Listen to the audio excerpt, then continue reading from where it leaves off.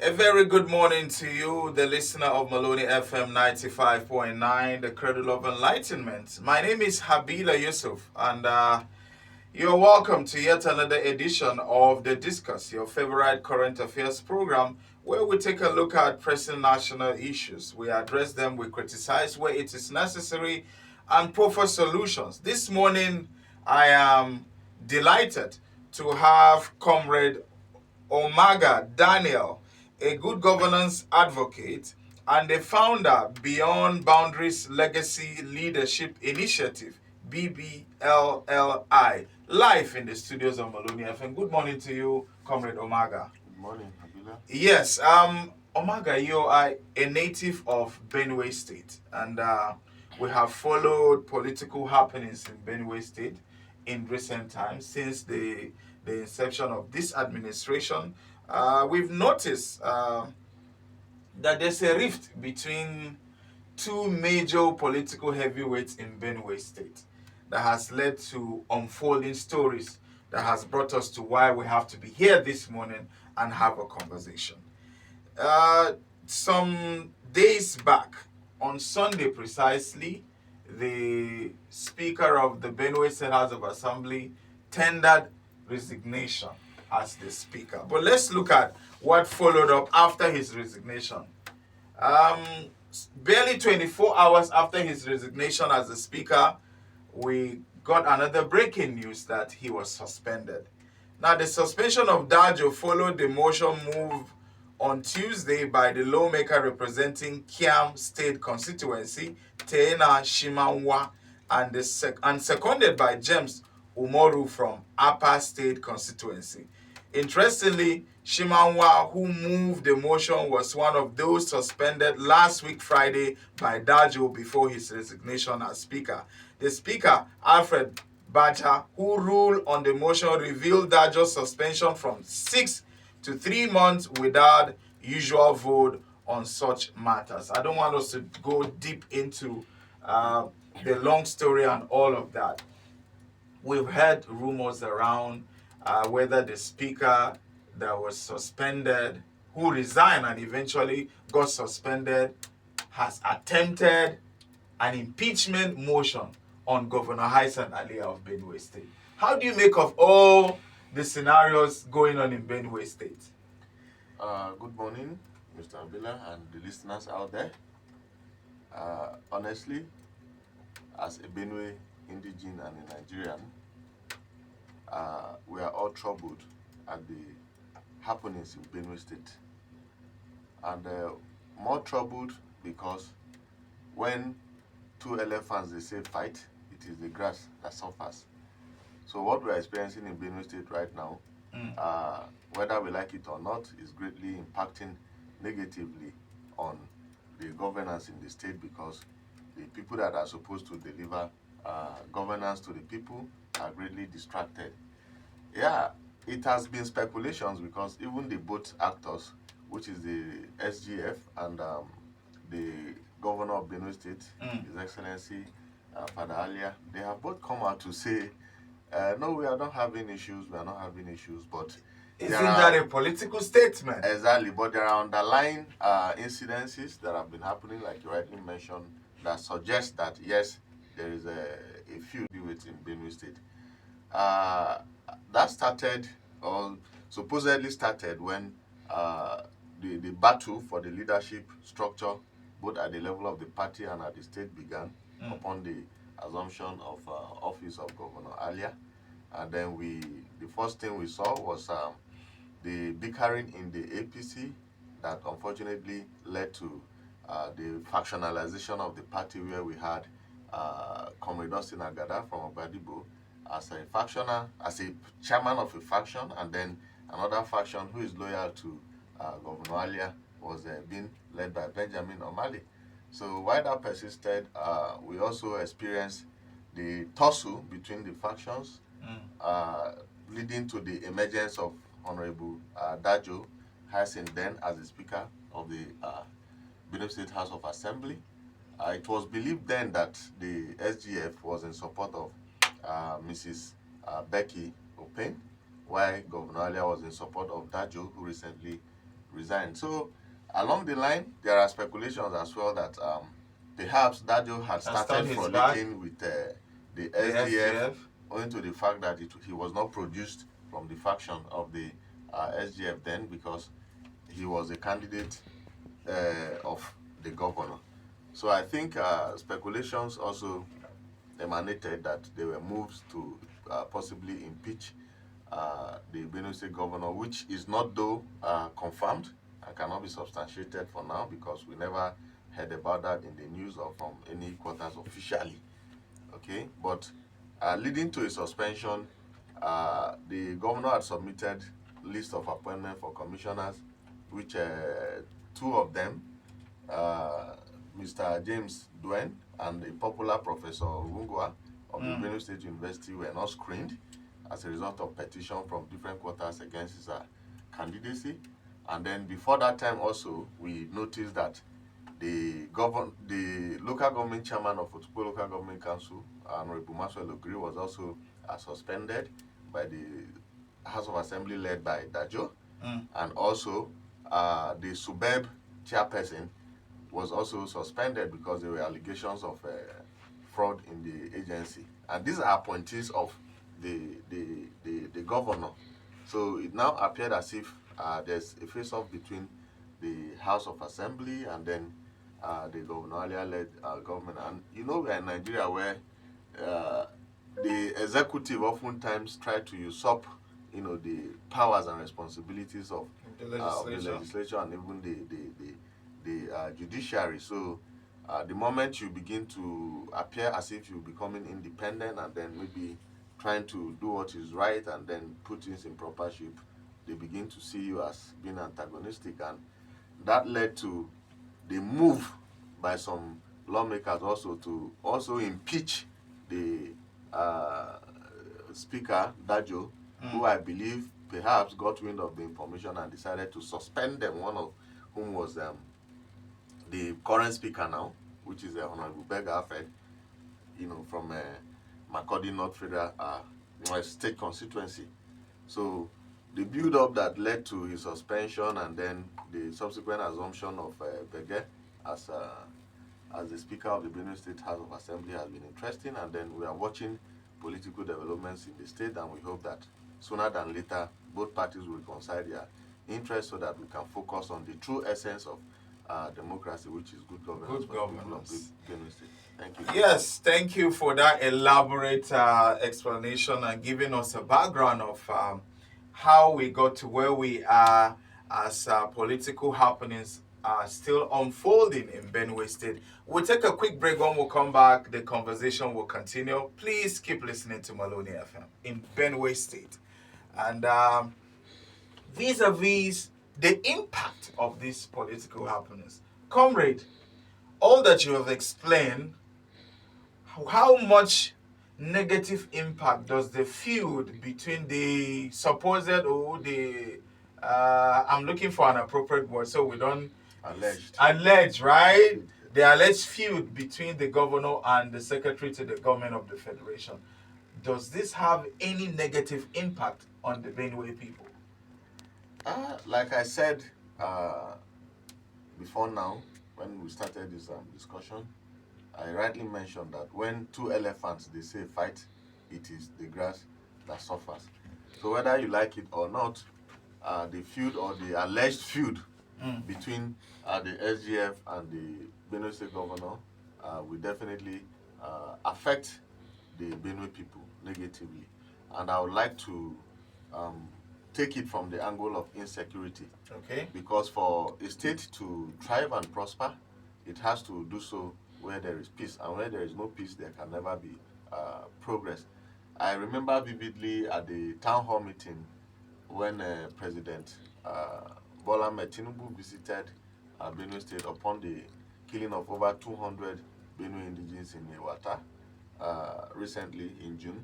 He mentioned and advised that the warring parties should reconcile their differences. And while speaking at that same event, the Totiv, that's the cultural and traditional leader of the Tiv people, Professor James Ayase, also rightly mentioned in his speech that the crisis in Benue State had been politicized, and that there are speculations also that some big wigs in Abuja and all of that are trying to weaponize the insecurity in Benue State so that a state of emergency would be declared.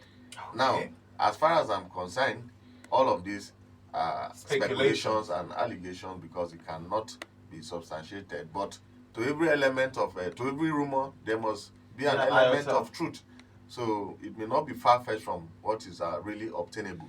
And whether we like it or not, because of the insecurity in Benue State, investors will be scared of coming to invest in the state. People no longer go to their farms freely, which is going to in turn affect the productivity of the Benue people who are largely regarded as farmers, and then the state being regarded as the food basket of the nation. So imagine if these political bigwigs continue to fight, and then the real problems of insecurity, governance, and all of that is not being attended to. Definitely, the impact on the Benue people will be enormous.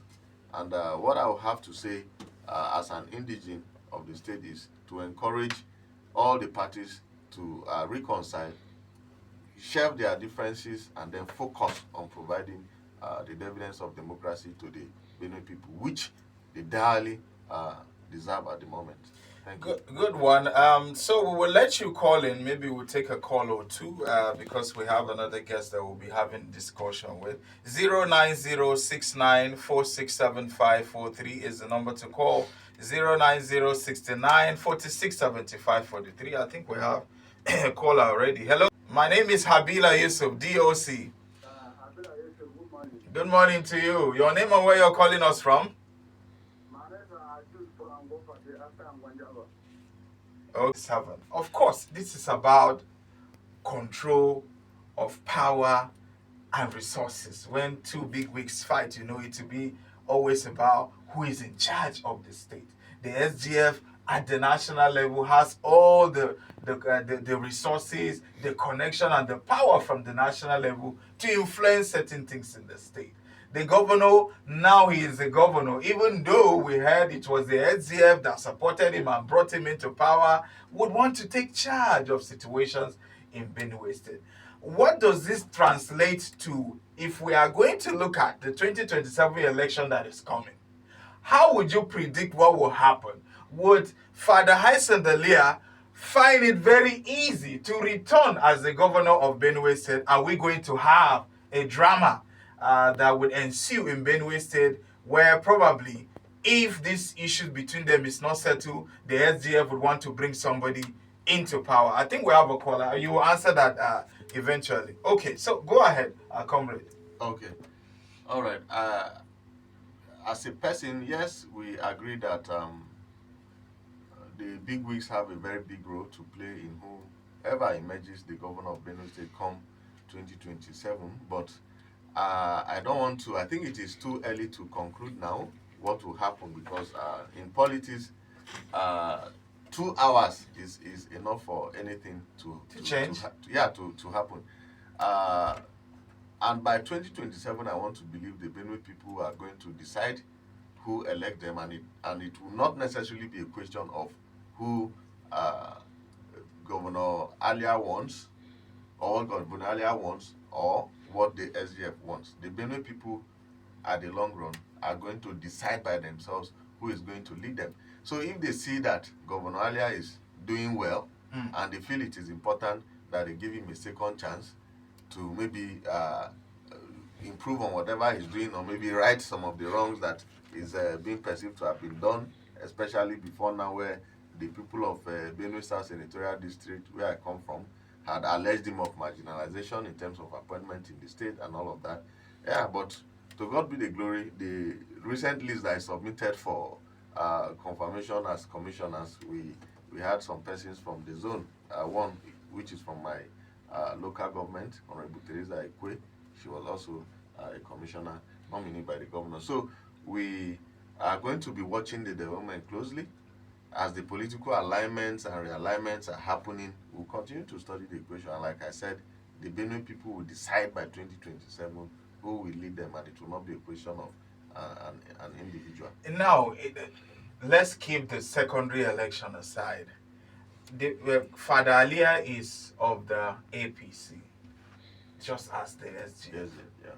Do you see Father Alia clicking the ticket of the APC? The Benue people can decide at the secondary election whether to vote for him or not. But do you see him still running under the APC ticket? Yeah, like I said, we are still observing. Remember, that is not about the people now, it's about the stakeholders and those who control the party. Yeah, and then secondly, I will have to make it clear that I'm not a member of the APC and cannot tell what will happen within the party.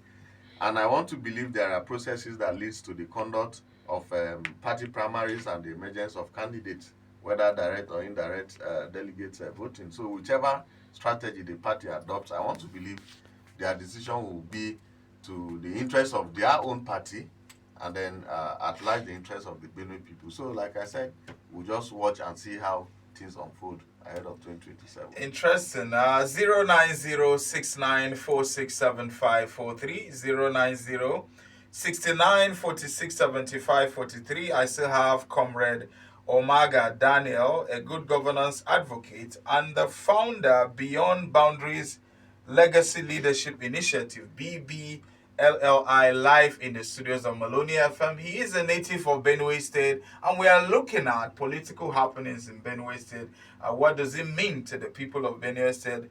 How much is it affecting the development and the good governance that is expected to be taking place in Benue State? 09069467543 is the number to call. As we round up on this conversation, Senator Abamoro was in the news some days ago, and he represents Benue. He's a member of the PDP, where he said at the national level, that is, he made a statement that PDP erred by what's it called? How did he use it? PDP made PDP erred by zoning the party ticket to the north, but particularly giving Atiku the ticket. And that particular statement has, ignited a conversation on the space of the social media.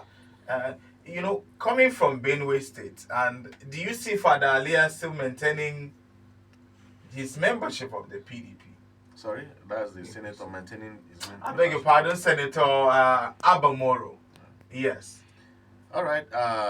Senator Abamoro, fortunately, happens to be my former local government chairman. Okay. From Opoku local government, one-time minister, and now the senator of the Federal Republic.